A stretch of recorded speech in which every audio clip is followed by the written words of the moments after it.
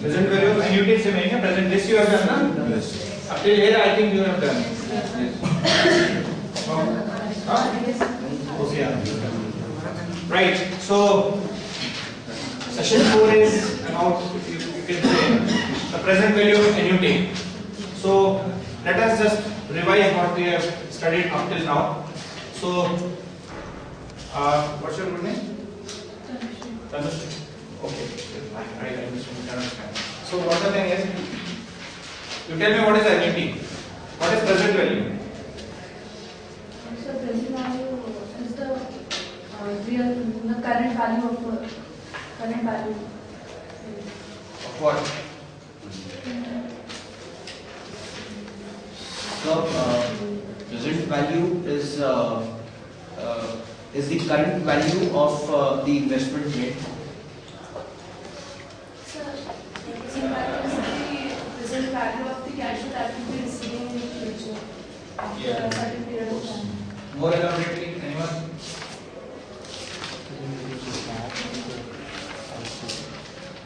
Anyone else? Example, if you are receiving ₹100 after 2 years, then what will be the present value of that amount today? Discounted.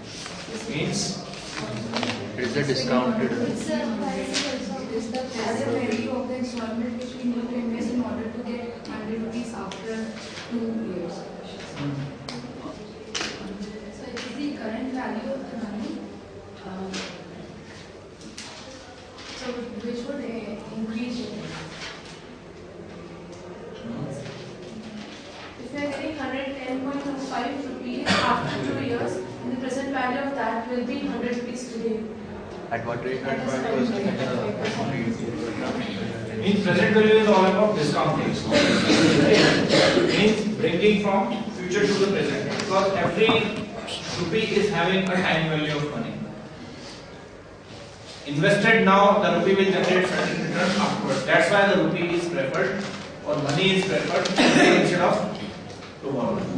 So it means that why the money is preferred today instead of tomorrow? Because tomorrow the value of money will be less than what it is today. So the present value of the money is the value of the money which will be receiving afterwards in present sense. Okay. And what about annuity? What is annuity, anyone? Annuity is when you pay equal amount of money, or you receive equal amount of money at the beginning or the end of each year. Fixed on 30. Equal amount either paid or received throughout the stream of the time which is in consideration at a certain rate of interest. That is called annuity. It means annuity means continuous payment either received or made, okay, for a span of time. And for annuity particularly, the amount should be equal and the period should be uniform. This is what is required. Okay. Annuity, actually the term is related to annual something. So by default, annuity is nothing but the annual payment. But annuity can also be yearly, it can also be quarterly. So it depends upon, but the period whatsoever is Should be uniform. under consideration should be uniform for the consideration of annuity. Okay. Now the present value of annuity. For example, if a person is receiving equal amounts for a stream of payments equally distributed at a certain rate of interest, what will be the present value of it? Just only present value means if the value of the cash flow once it has been determined, means once it has been received, to be received in a certain future course. But when annuity is considered, it is the stream of payments which are considered throughout the time period. So it will comprise of various payments. And what will be the present value of it? Let us just see it.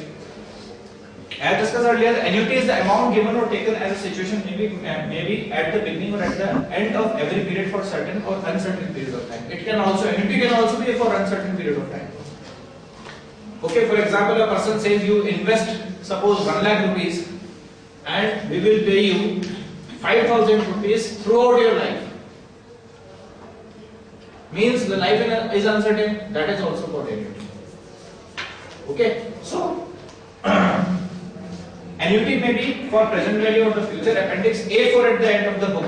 Your appendix A4 shows the annuity value. Okay.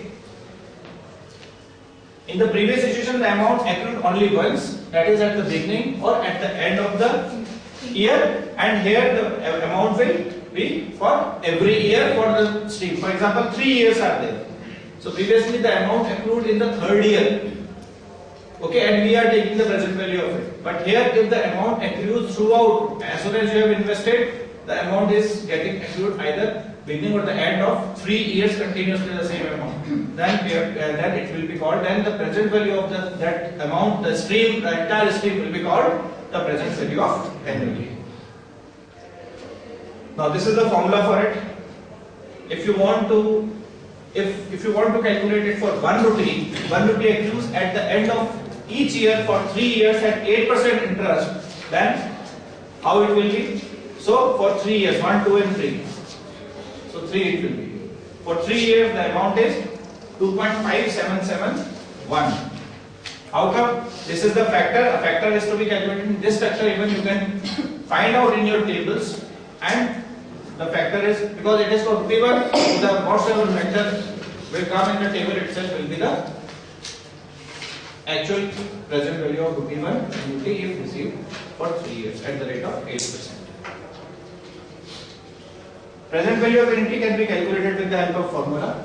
Present value of annuity, summation n to x, n is equal to 1 to x, means n is the number of years, and PMT upon 1 plus r raised to power n, means for the number of years you are just going to consider. Now present value of annuity using MS Excel.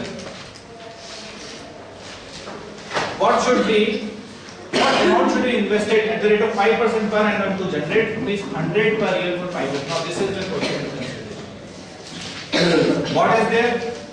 100 rupees per year I have to generate. What I want to calculate it, that how much should I invest today in order to generate rupees 100 per year for 5 years. Rupees 100 for 5 years I want to generate. How much should I invest today if the rate of interest is 5%? Okay. So just apply the formula over your Excel books. Just apply the formula.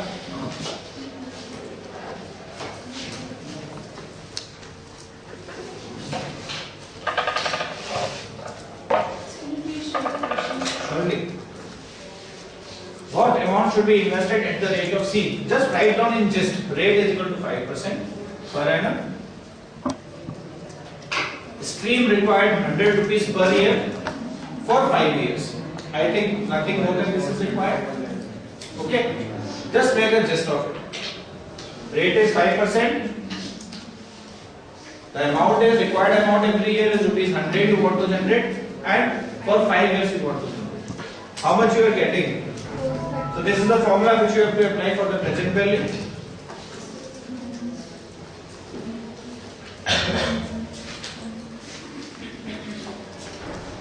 This is the rate.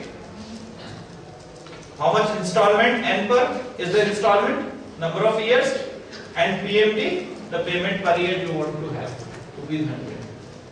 Okay, and both FP and type will be 0 because it is considered as if it is done at the end. Beginning means 1, end means 0. So type will be 0 over here because we are considering it for the end of the year. How much you are getting? See?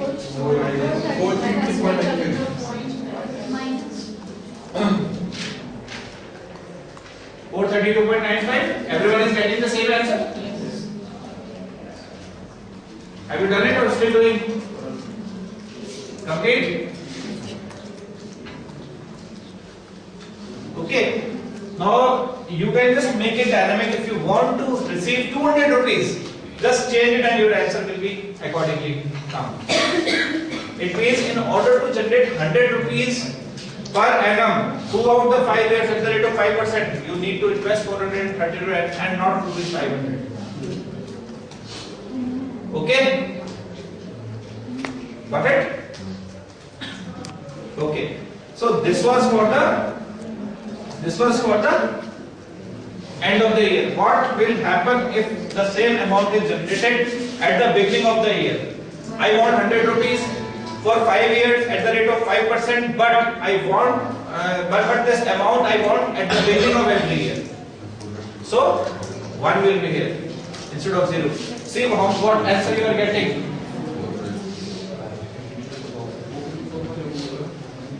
What you are getting? 454. Are you getting 454? 0.60. Yes, of course, 0.60. Now, what is the importance of it? Now, see, the present value in cell B5 is minus 454, which is higher than 432. Why it is higher? As in the previous case, the reason being that since the first installment is received, immediately we need to deposit a higher amount so as to receive 5 installment of rupees 100. Another way of looking to it is that we are actually depositing 354.60 and receiving 4 installment of rupees 100. Because the payment are to be received at the beginning of the year. As soon as you deposit 454, you will get back rupees 100 because it is at the beginning. Because you are getting it at the beginning. So actual effective amount invested is 354 and not 454. And for this you will be getting the interest for 4 years. Is it clear to everyone? The difference between beginning and at the end? Okay? See, if you intend to get rupees 100 at the beginning of the year, the investment, as soon as you have made the investment, you want to receive it at the beginning. It means what? As soon as you have made the investment, you are taking back rupees 100.